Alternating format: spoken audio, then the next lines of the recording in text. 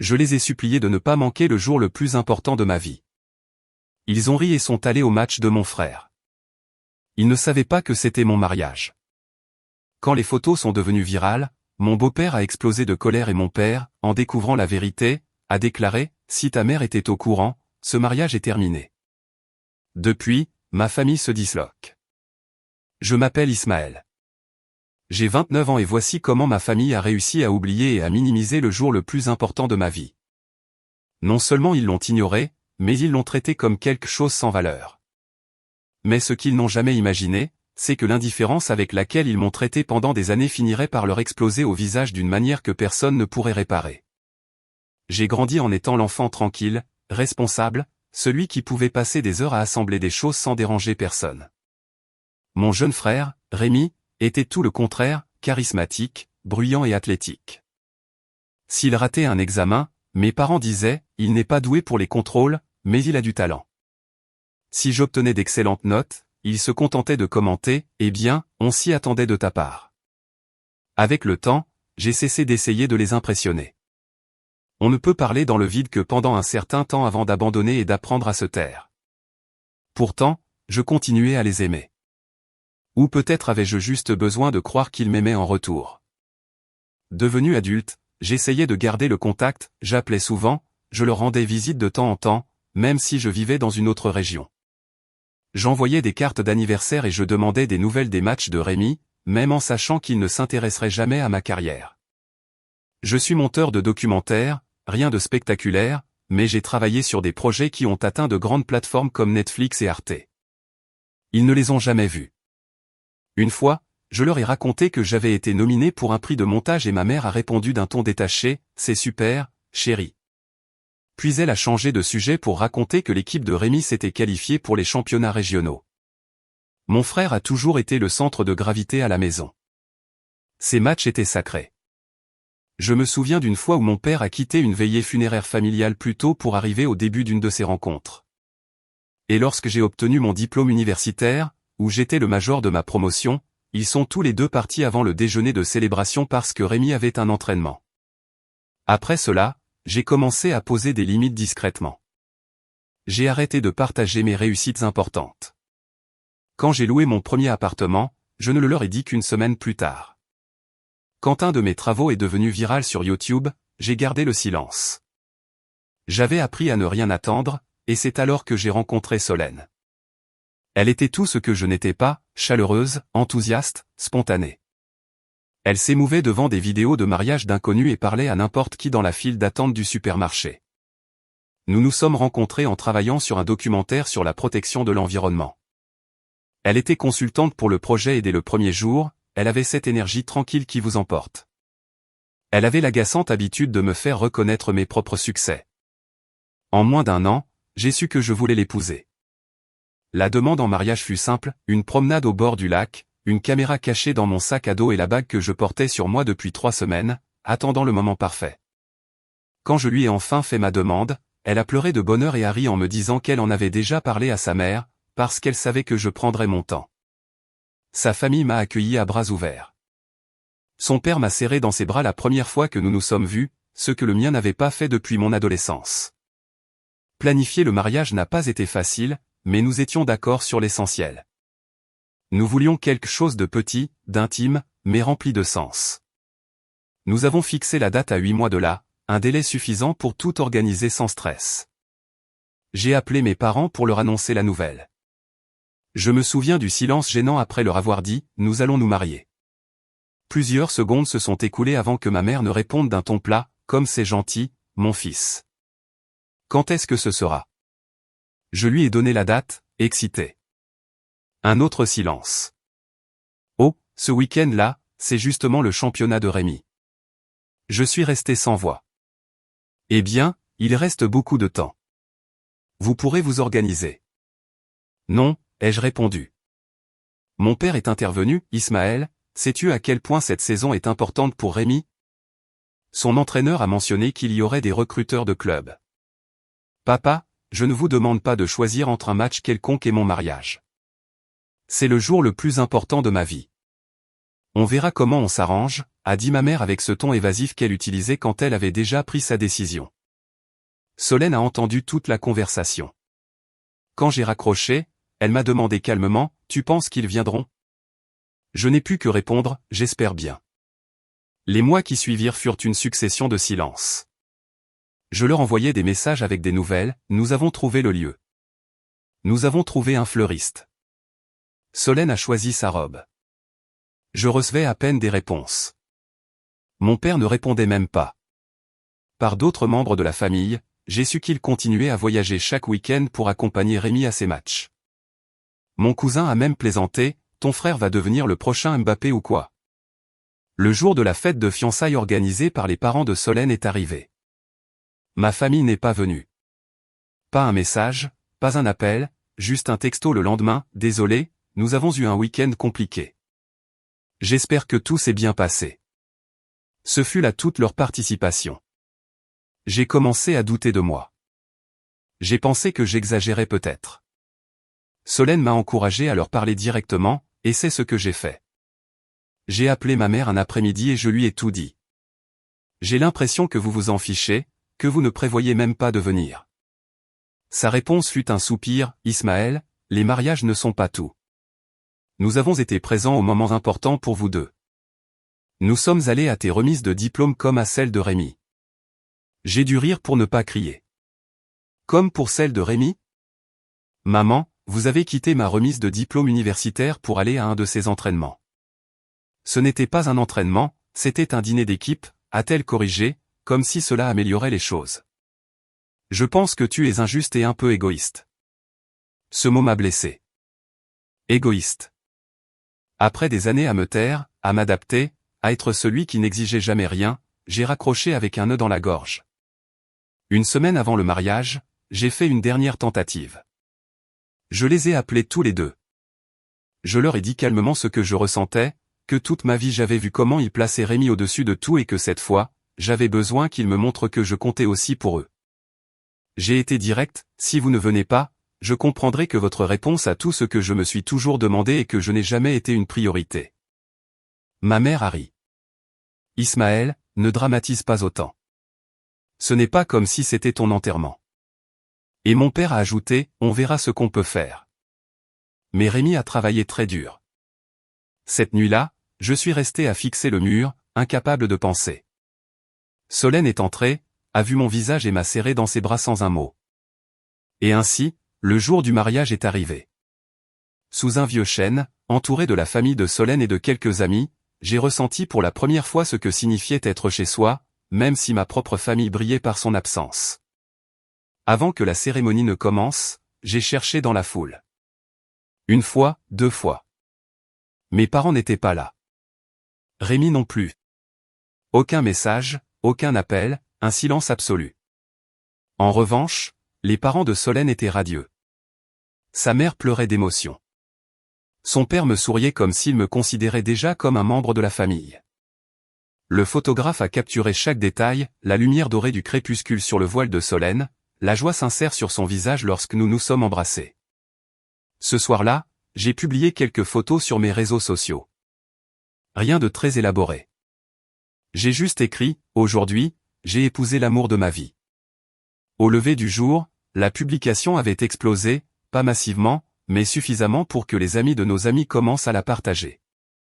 Les parents éloignés de Solène commentaient, identifiaient des gens, envoyaient leurs félicitations, et parmi tant de messages, un est apparu qui a tout changé, où est la famille du marié ? Cette simple question a allumé une étincelle qui s'est vite transformée en incendie. Au début, j'ai essayé de l'ignorer. J'ai pensé que cela n'avait pas d'importance, que l'essentiel était ceux qui étaient présents. Solène était magnifique. Nos amis étaient heureux et le jardin sentait encore la lavande, le parfum que sa mère avait insisté pour utiliser. Mais la phrase continuait de tourner dans ma tête, s'enfonçant comme une épine, où est la famille du marié ? Ce n'est pas moi qui ai rapporté le commentaire à mes parents, c'est ma tante, la sœur de mon père. Elle suivait mes publications et m'a écrit, « Surprise, Ismaël, le mariage c'était aujourd'hui ? Tu ne leur avais pas dit ?» J'ai senti mon estomac se tordre. Je lui ai répondu que si, que je les avais prévenus 8 mois à l'avance et que je le leur avais rappelé plusieurs fois. Elle n'a pas répondu, mais j'imaginais la suite. L'appel à mon père, la discussion inévitable. Ma famille n'est pas connue pour sa bonne communication, mais quand il y a une rumeur, ils la flairent comme des limiers. 3 jours plus tard, mon père m'a appelé. Sa voix était lasse. Ismaël, pourquoi ne m'as-tu pas dit que le mariage était ce week-end-là?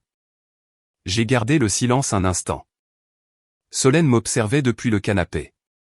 Je te l'ai dit plus d'une fois. Tu as mentionné mai, mais jamais le 14.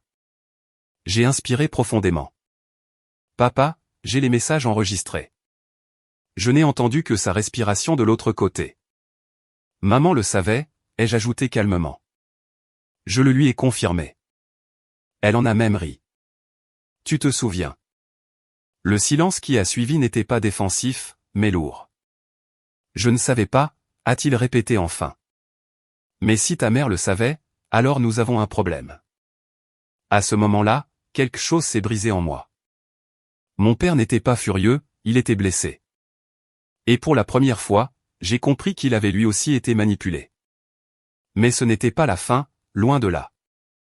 2 jours plus tard, il m'a envoyé un message avec une capture d'écran, une publication sur le compte de ma mère, tellement fière de Rémi pour son but victorieux ce week-end. Un souvenir que je n'oublierai jamais. Sous le texte, une photo, toute la famille réunie, ma mère, mon père, mon frère, mes cousins et même ma grand-mère sur sa chaise de jardin. La date, samedi 14 mai, le jour même de mon mariage. J'ai relu la phrase, certains moments ne s'oublient pas. Et j'ai senti quelque chose se briser à l'intérieur, non pas d'un seul coup, mais en 1000 morceaux. J'ai montré la photo à Solène. Elle n'a rien dit, a couvert sa bouche d'une main et m'a regardé avec tristesse. Elle a attendu que je parle, mais je ne pouvais pas. L'air me manquait. Je n'ai pas pleuré, je n'ai pas crié, je suis juste resté immobile, le regard perdu. Alors elle a murmuré, tu devrais lui montrer nos photos. Le soir même, je l'ai fait.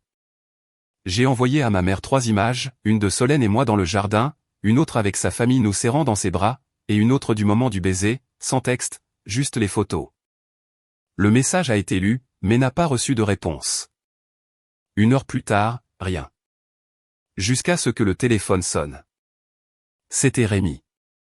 Quel est ton problème, a-t-il crié dès que j'ai décroché. Mon problème?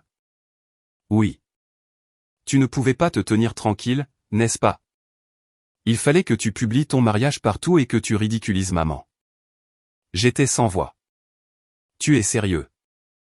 Elle se fait critiquer à cause de toi. Notre famille passe pour des monstres parce que tu as décidé de jouer la victime. Victime de quoi? D'un conflit d'horaire, je suppose. Là, j'ai perdu mon calme. Tu savais que c'était ce week-end-là, Rémi. Et alors? Tu as choisi un jour que tu savais important pour moi. Et maintenant tu es en colère parce que je n'ai pas annulé mon match pour ton mariage. Je n'en revenais pas. C'était mon mariage, Rémi. J'aurais pu le déplacer si tu avais tenu à moi suffisamment. Son ton n'était pas arrogant, il était plein de certitude, comme si le monde tournait autour de lui. J'espère que les recruteurs ont vu ton but, lui ai-je dit froidement. Parce que tu as manqué le seul événement qui comptait vraiment. Il a raccroché sans répondre. Je n'ai pas parlé de cet appel à Solène. Pas encore, je me sentais trop épuisé, trop humilié, mais 2 jours plus tard, le coup de grâce est venu de là où je m'y attendais le moins. Ma cousine Violette m'a appelé en sanglotant. Elle avait vu quelque chose sur Facebook, une conversation privée entre ma mère, 2 de mes tantes et plusieurs membres de la famille. Quelqu'un avait pris des captures d'écran et les lui avait envoyées. Le groupe datait de 5 mois. Ismaël dit que le mariage sera le 14 mai. Rémi a un match ce week-end-là, donc évidemment nous n'irons pas. Je ne veux pas qu'il fasse une scène, alors mettons-nous d'accord pour dire que nous pensions que c'était la semaine suivante. Une autre réponse d'une de mes tantes, tu pourrais lui dire que tu n'as jamais reçu l'invitation. Ça peut marcher. Et une autre, ce n'est pas comme s'il était très proche de nous non plus. Il n'y aura que la famille de Solène et ses collègues de travail. J'ai lu ces messages encore et encore, comme si dans une tentative désespérée les mots pouvaient changer d'ordre et devenir moins cruels. Mais ils ne l'ont pas fait. J'ai appelé mon père, je lui ai envoyé les captures d'écran. Il n'a pas répondu. 1 heure plus tard, j'ai reçu un seul message de sa part, je vais rester quelques jours à l'hôtel.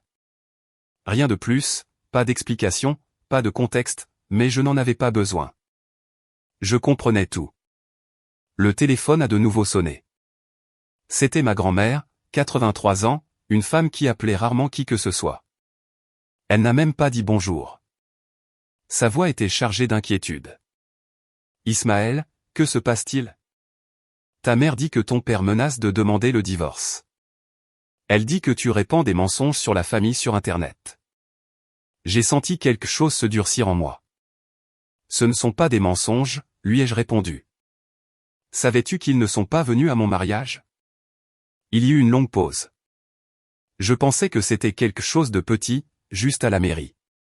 C'est ce qu'elle t'a dit parce qu'elle voulait que tu le croies. Silence. Elle a assuré que tu ne les avais pas invités. J'ai failli rire. J'ai envoyé des invitations. J'ai appelé, j'ai supplié. Elle a menti. Grand-mère, à tout le monde. Je ne sais plus quoi croire, a-t-elle murmuré à la fin. Crois les photos, lui ai-je dit, ou crois son silence. Quand l'appel s'est terminé, je me suis senti vide. Solène était à mes côtés, sa main sur la mienne. Ils sont en train de s'effondrer, a-t-elle dit à voix basse. J'ai hoché la tête. Elle a choisi cela et maintenant tout le monde le voit. Mais je n'avais pas encore vu le pire. Une semaine plus tard, mon père est apparu à ma porte. Il n'avait pas de valise, pas même un sourire, juste cette expression abattue et les yeux rougis. Je l'ai laissé entrer. Solène l'a salué poliment, mais a préféré rester à l'étage. Il s'est assis sur le canapé, mal à l'aise, comme s'il ne savait pas s'il avait le droit d'être là. Je ne savais pas, a-t-il répété plusieurs fois. Tu le dis beaucoup, ai-je répondu. Parce que c'est la vérité, a-t-il insisté. Elle m'a dit que tu avais changé la date, que l'invitation s'était perdue, que tu ne voulais pas que nous venions. Je l'ai regardé fixement. La crois-tu maintenant? Il a secoué lentement la tête. Non, plus maintenant. Son regard s'est posé sur une photo du mariage qui reposait sur l'étagère. Il a levé la main pour la prendre, mais s'est retenu. J'ai manqué ça, a-t-il murmuré, la voix brisée. Et je ne me le pardonnerai jamais.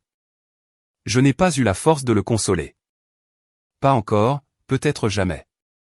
Puis il a dit quelque chose qui m'est resté gravé, si elle a vraiment fait ce que tu dis, c'est fini. C'est là que j'ai compris que ce que ma mère avait fait allait au-delà d'une simple trahison. Ce n'était pas seulement contre moi.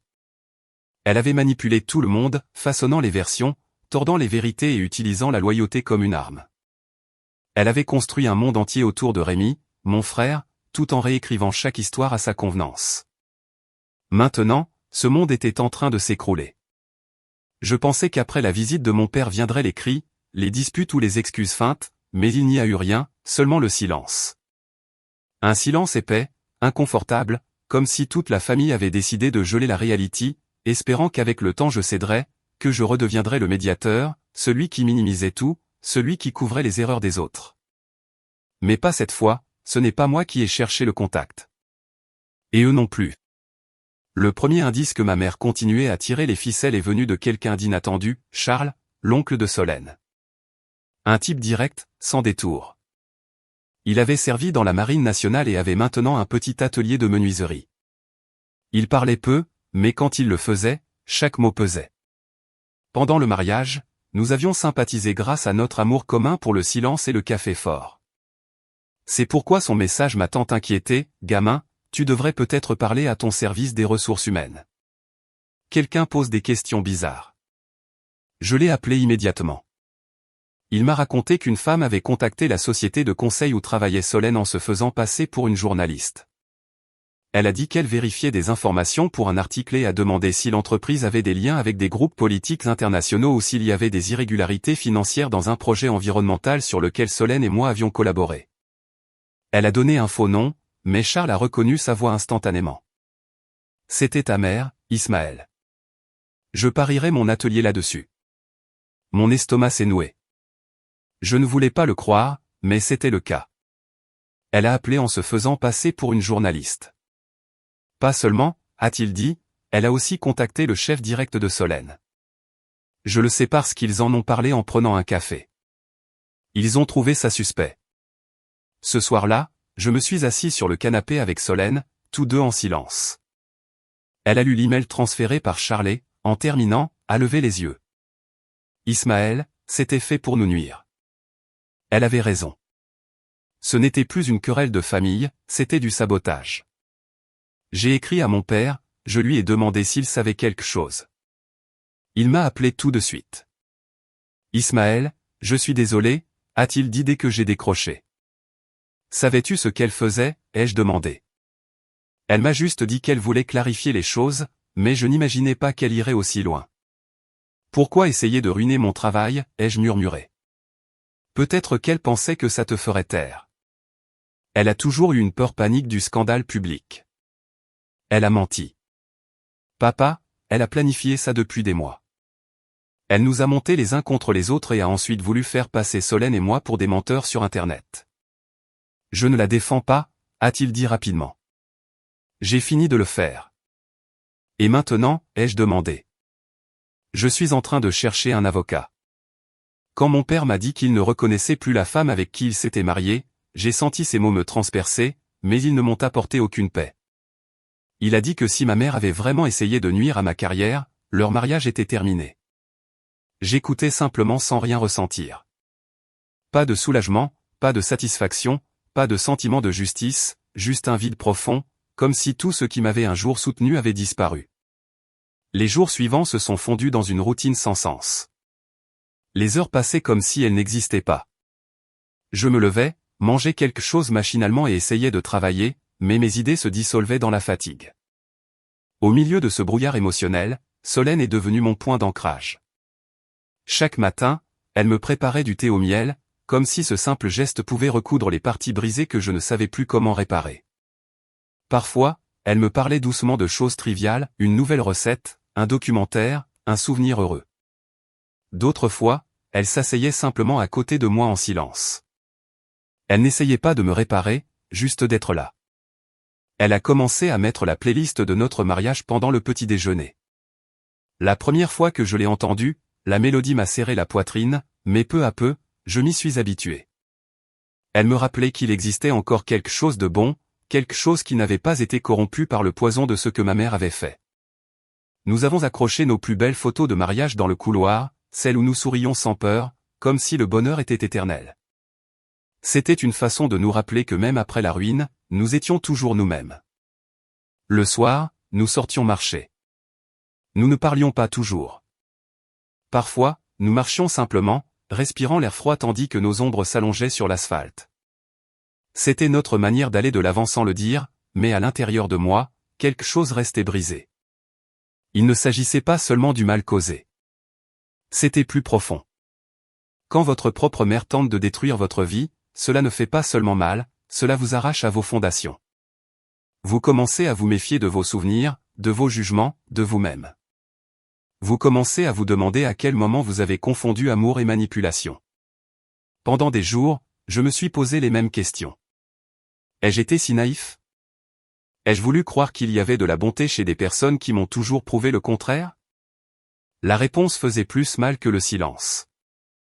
J'ai arrêté de consulter mon téléphone, j'ai mis en sourdine le groupe familial, même si plus personne n'y écrivait, et j'ai commencé à vivre dans une sorte d'exil émotionnel.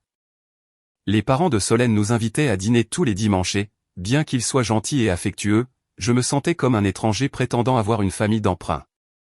Le coup le plus inattendu est arrivé 2 semaines plus tard. Une lettre. Elle n'était pas de Pascal Mariani ni de Denis, mais de ma grand-mère. Elle était écrite à la main avec une calligraphie tremblante et certains mots étaient brouillés par les larmes. Je l'ai ouverte les mains tremblantes. Cher Ismaël, je ne connaissais pas la vérité. Je ne savais pas qu'il me mentait.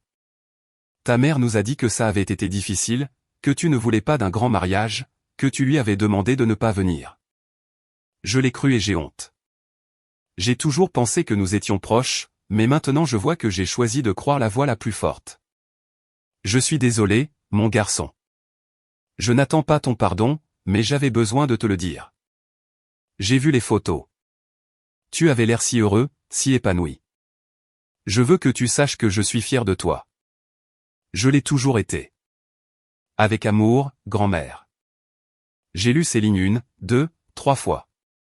Puis les larmes sont venues, mais pas des larmes sereines, pas celles qu'on voit dans les films.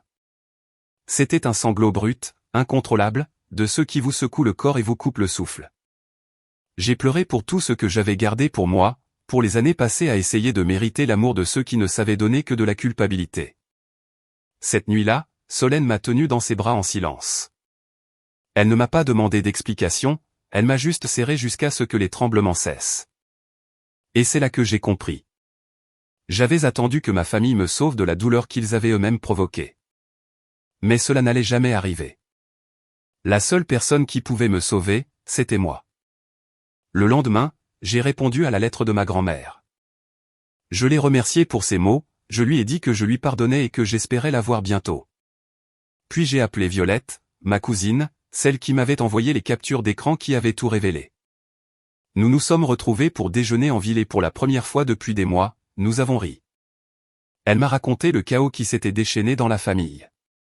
Ma mère était furieuse, assurant que j'essayais de détruire sa réputation et accusant mon père de trahison. Mes tantes s'étaient divisées. L'une a écrit à Solène pour s'excuser, tandis que l'autre m'a supprimé de Facebook sans un mot. Ma mère continuait de nier avoir appelé le travail de Solène, mais elle avait été prise dans un nouveau mensonge.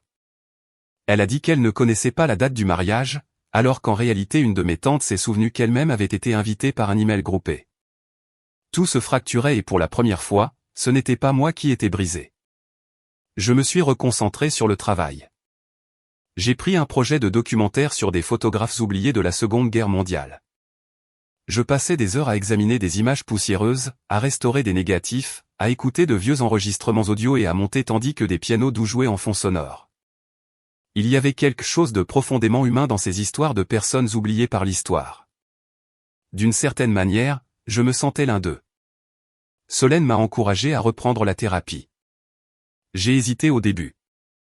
J'avais peur de remuer des choses qui me faisaient encore mal, mais j'ai accepté.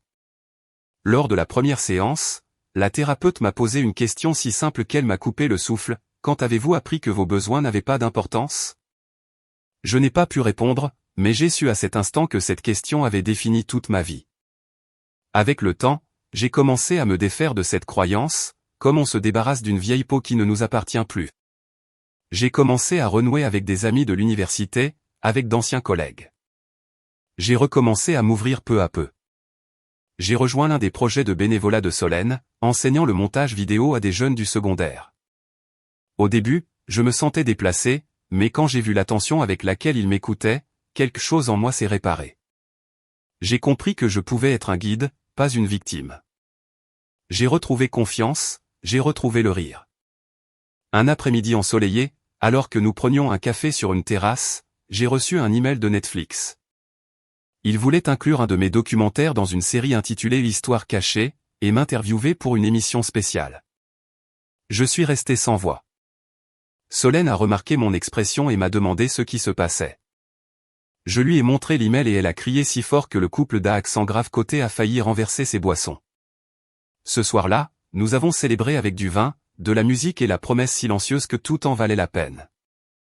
Pour la première fois depuis longtemps, je ne sentais pas que je fuyais le passé, mais que j'avançais vers quelque chose qui m'appartenait. Une semaine plus tard, j'ai publié la nouvelle sur les réseaux sociaux, j'ai mis en ligne un extrait de la bande-annonce et un simple message de remerciement. Les félicitations sont arrivées en quelques minutes, amis, collègues, anciens professeurs. Parmi elles, un commentaire m'a fait m'arrêter, fier de toi. J'aurais aimé que nous soyons là depuis le début. C'était de Pascal Mariani. Sans excuse, sans rien assumer, juste une vaine tentative de rédemption publique. J'ai regardé le commentaire pendant un long moment, puis je l'ai supprimé. Je ne l'ai pas fait par colère, mais pour ma tranquillité d'esprit. Je n'avais plus besoin de sa présence. J'avais appris à avancer sans son approbation. Le plus ironique, c'est que le véritable dénouement n'était pas encore arrivé. Lorsque l'émission spéciale de Netflix a été diffusée, tout a changé. Pas seulement ma carrière. J'ai commencé à recevoir des appels de producteurs, de journalistes et même d'un professeur d'université qui voulait que je donne une conférence. Ma façon de me voir a également changé. Entendre ma voix narrer, voir mon nom au générique, savoir que des milliers de personnes regardaient mon travail, c'était comme si toutes les pièces s'emboîtaient enfin. Je n'avais pas seulement survécu à l'abandon, je l'avais transformé en une histoire qui valait la peine d'être racontée. Je n'étais plus le fils oublié, plus le plan de secours ni celui qui devait mendier pour être vu. Pour la première fois, je me voyais reconnu entièrement, publiquement et de manière permanente, et elle l'a remarqué aussi. Moins d'une semaine après que le documentaire soit devenu viral, j'ai reçu un email. Il ne venait pas directement de ma mère, mais de la responsable de son groupe à l'église, une femme que je n'avais vue qu'une seule fois des années auparavant. Je me souvenais qu'elle sentait toujours les bougies au citron et portait des colliers avec d'énormes croix. Bonjour Ismaël. J'espère que ce message te trouvera en bonne santé. Je voulais juste te dire à quel point ton documentaire était inspirant. Tout notre groupe l'a vu lors de la soirée cinéma de dimanche. C'est une œuvre magnifique. Ta mère est très fière. Elle nous a raconté qu'elle a toujours su que tu ferais quelque chose de spécial. Nous serions ravis de t'inviter à parler lors d'une de nos réunions. Je l'ai lu 2 fois, puis une 3e, juste pour m'assurer que je ne me trompais pas. Ma mère, celle-là même qui avait tenté de détruire ma carrière, qui avait dissimulé son absence à mon mariage, qui pendant des années m'avait fait sentir que je n'étais pas assez bien, se vantait maintenant de mon succès comme si elle l'avait construit. C'est là que j'ai compris. Ce n'était pas fini. Non, j'aurais vraiment pu ignorer le message, le supprimer, bloquer l'expéditrice et continuer ma vie. Mais quelque chose a changé en moi ce jour-là.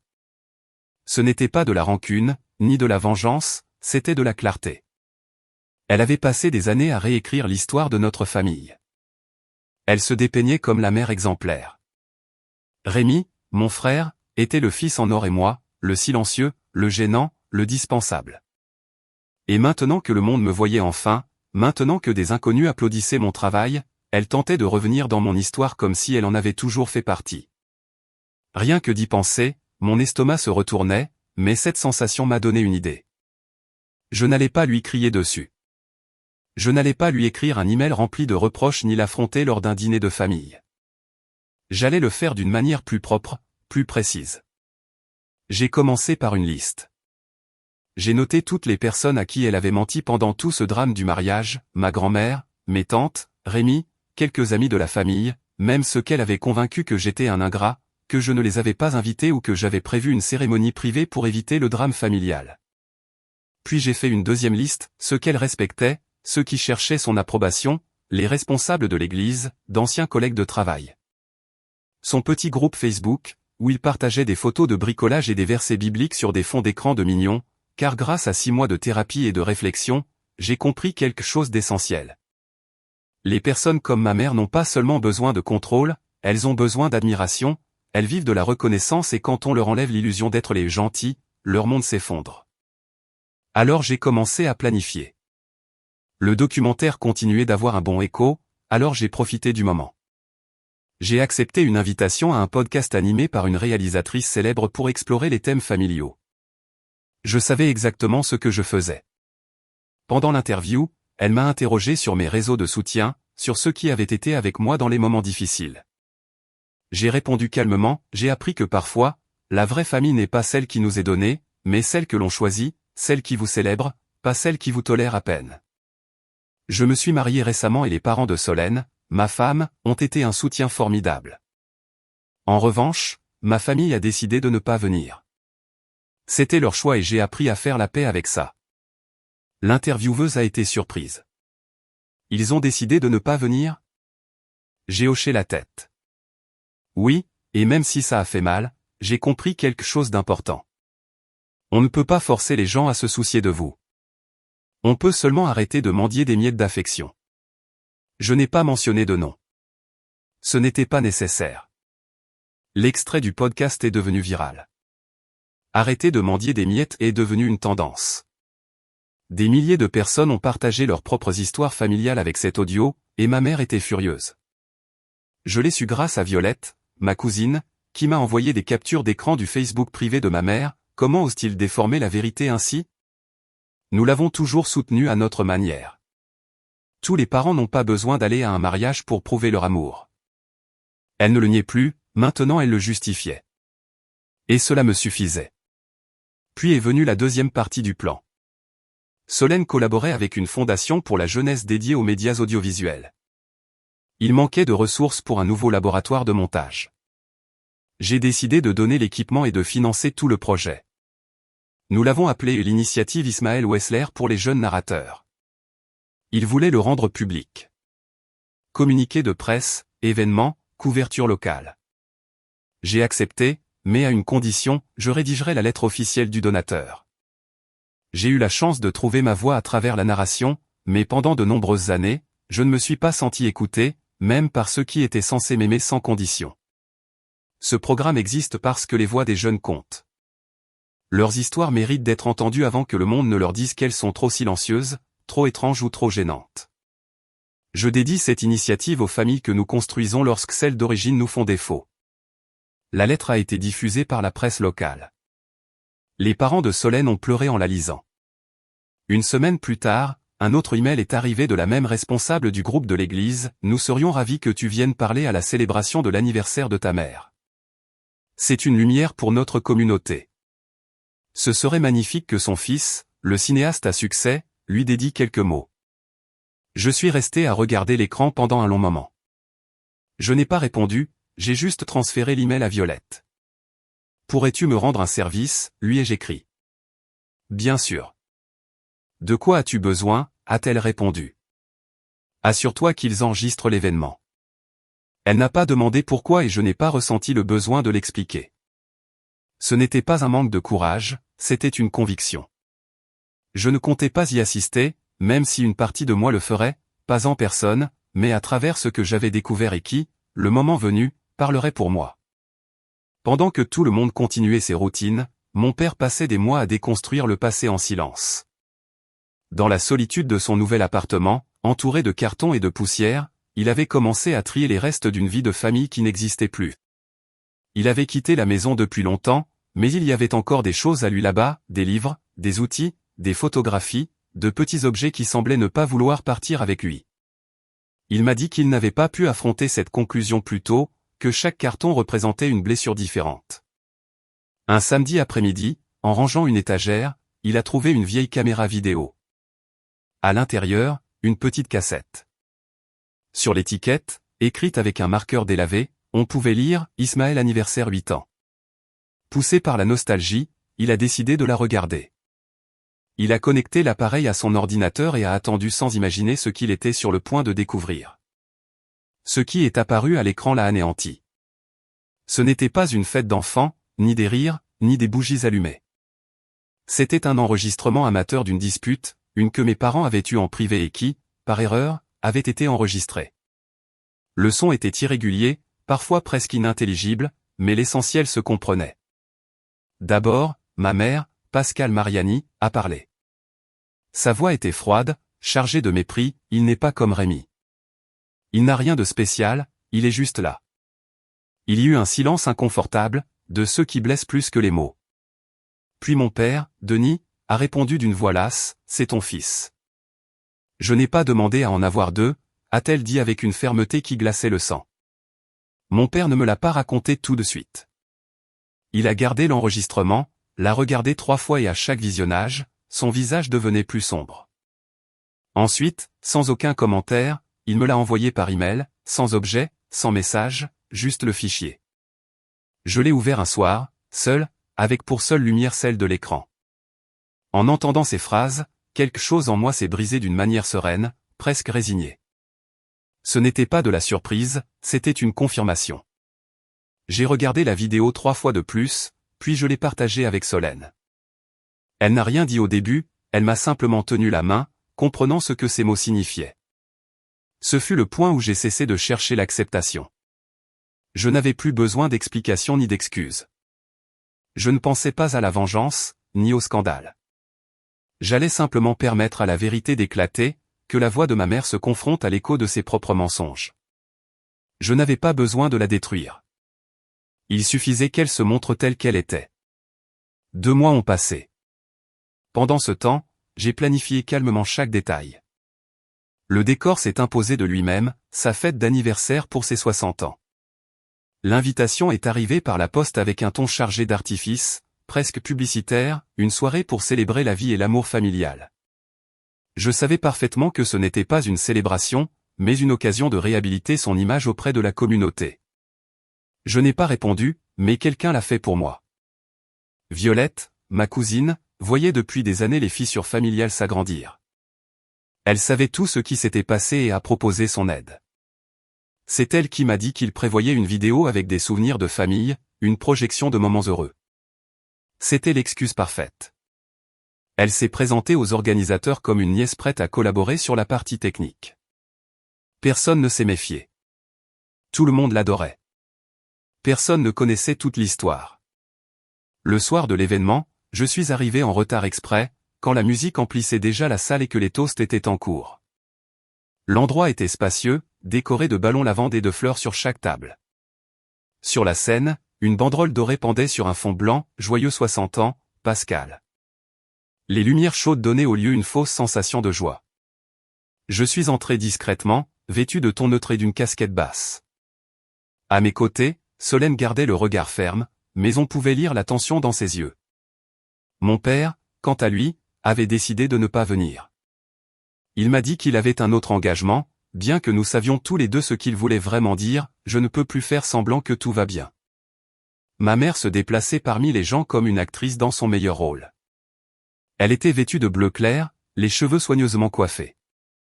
Elle riait, serrait des gens dans ses bras, acceptait les compliments.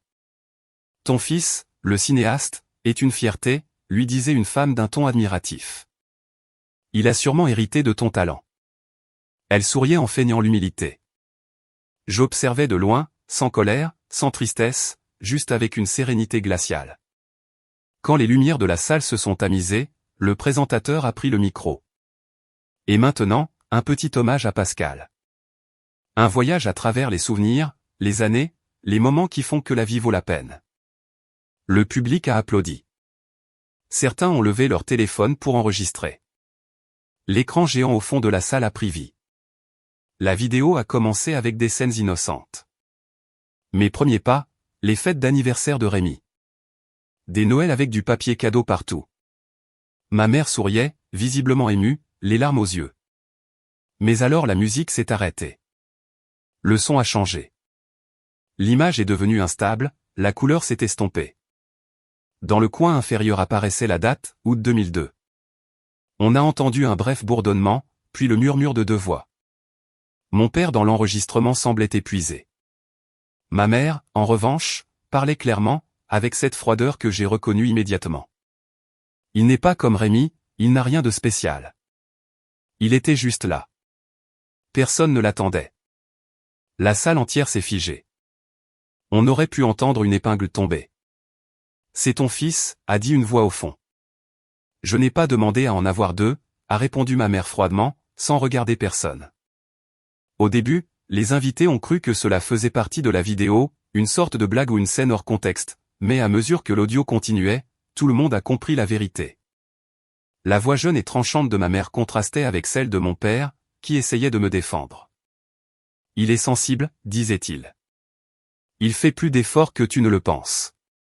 Tu ne le vois pas parce que tu es trop occupé à te vanter de Rémi? S'il te plaît, a-t-elle répondu. L'un nous rendra fiers, l'autre finira par pleurer dans un coin. Les murmures ont commencé à se propager, d'abord légers, puis de plus en plus intenses.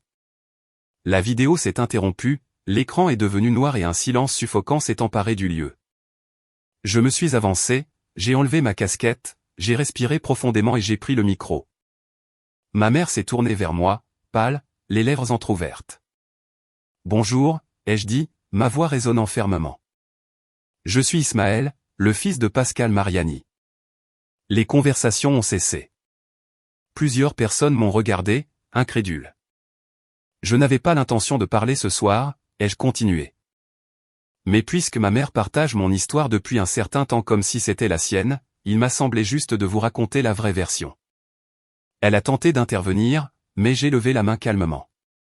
Non, maman, tu as déjà trop parlé. Je me suis tourné vers le public. Pendant des années, j'ai cru que ma mère n'était pas venue à mon mariage à cause d'un engagement. J'ai cru qu'elle me soutenait à sa manière, que c'était de ma faute si cela me faisait mal. Je l'ai même défendue quand elle a tenté de saboter ma carrière, quand elle a appelé mon lieu de travail en se faisant passer pour une journaliste, quand elle a dit à la famille que je ne les avais pas invités. Je voulais croire qu'elle m'aimait. J'ai laissé le silence s'étirer. Mais je ne le crois plus.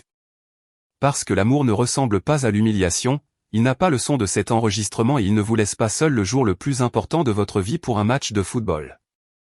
Un homme au premier rang s'est agité, mal à l'aise. Une femme à côté de lui a porté la main à sa bouche.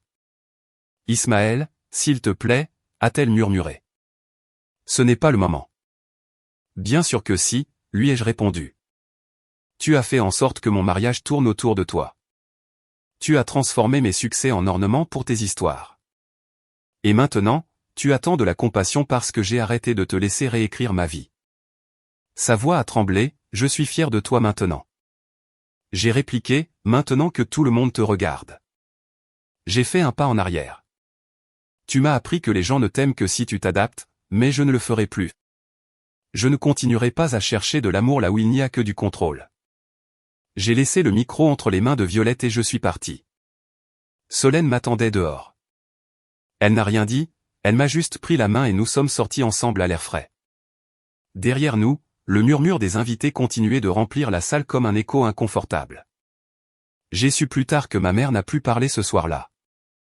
Certains sont partis plus tôt, d'autres ont fait semblant de continuer le dîner. Quelques jours plus tard, la responsable de son groupe religieux lui a écrit pour s'excuser de ne pas connaître toute l'histoire. Les femmes de l'atelier de bricolage, ses amies de toujours, l'ont retiré du groupe sans préavis. Ma tante a cessé de répondre à ses appels. Rémi m'a appelé une seule fois. « Tu l'as détruite » a-t-il dit. « Non » ai-je répondu. J'ai seulement montré ce qu'elle cachait. Mon père, en silence, a finalement engagé la procédure de divorce. Il m'a envoyé un court message, « Merci d'avoir rendu visible ce que je ne pouvais pas dire. » Quelques semaines plus tard, ma grand-mère est venue me voir. Elle a apporté des biscuits au citron comme quand j'étais enfant, et elle m'a serré si fort dans ses bras que j'ai senti que pour la première fois depuis des années, quelqu'un me soutenait sans rien demander en retour. Nous n'avons pas parlé de la vidéo, ce n'était pas nécessaire. Aujourd'hui, je vais de l'avant. Je dirige de nouveaux projets, je voyage avec Solène et chaque fois que quelqu'un me demande comment j'en suis arrivé là, je réponds la même chose en apprenant à ne plus me taire, en apprenant que le silence peut être une cage ou un outil. Ma mère a essayé d'effacer mon histoire, mais elle n'a pas réussi, car au final, celui qui apprend à raconter sa vérité n'a pas besoin de vengeance, il a besoin de paix. Et cette paix, enfin, est mienne. Cette histoire vous a plu? Laissez un commentaire et abonnez-vous pour soutenir la chaîne. D'autres histoires arrivent bientôt.